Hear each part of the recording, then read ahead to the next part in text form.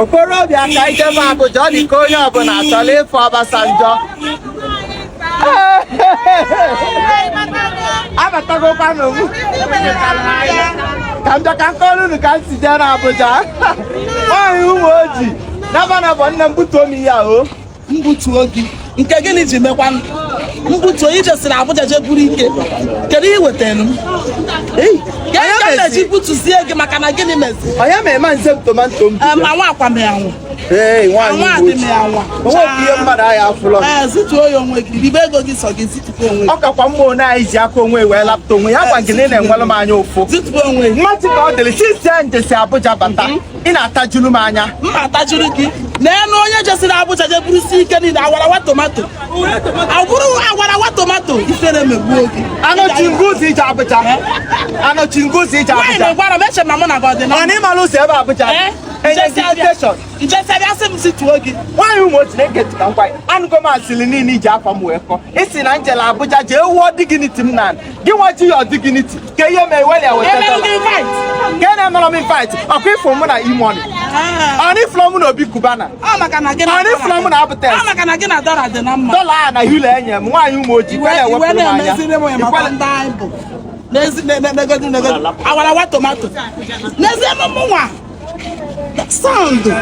ose ma na-ekpu danjarawa ose ihe m niile dị quality Nwanyi Umuoji na-ege ntị ka ngwa ya ihe m niile dị mechie ọnụ Nwanyi Umuoji mechie ọnụ a na-asọ gị anya maka di na-ege ntị isi ili na-abọ m dọla bọọ m euro na Abuja nke a bụ obele bịazie Enugu on 28th ka gịnị mezie coming home Kcee na imoni na ya ebe a efo on 28th mma agbanyelu gị fim nene isi ezi ọyị gị nwaanyị bụrụ nebọ gị otu a ka ihe esiti nwaanyị ji wee jebe Abuja wee je solu m nwaanyị Ọkịja wee na-asị na nje na-ahụ dignity m na Abuja mana ị gwara m for the first time nwaanyị m mejikwa ya gwa gị na ọya ụmụazị ka m na-eje oke m nwabụzi na ụmụazị Nwanyi Umuoji biko nọdụ anị iji nọmba Obi Kubana ịmara n'ụwa ọma na-efe efe na ọ na njele ebe afọ ịpụta ịbịadobe m na arụ ụwa ọma wee fee gị ije solu ndị lekọta adị m eje ihe a na-eziro m ezicha adị m eje ya chacha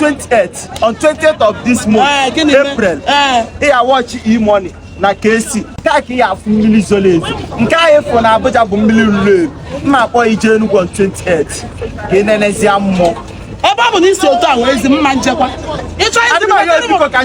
ịsịmasịrị na isi wee gba ya adịghị ebu mmanya wee bịa nwaanyị kara aka maka na abụ m nnukwu nwa aka dodiri m aka eji nwaanyị kara aka mma apụlụ gị ebe a pụọnụ ma chọzi gị ihe emesịa wee fụrụ onwe lọ n'ebe ya dị ka gị na awara ose ihe emesịa wee fụrụ n'ebe ya biri ka ife iji eme ọkwa agwa gị na $1 na pounds ka m na-ebi o wee na-ewe gị o wee na-asụ gị ya kpụlụba amara m onye ọ na-asọ bịaba Nwanyi Umuoji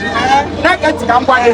ma afịa azụ ma na afịa azụrọ mma na-eli ife enwere m dọla enwere m hilo enwere m pams ọ ife ka mma na-eli ọ bụrụ mma mere onwe m ọnịchọbụrụ ka m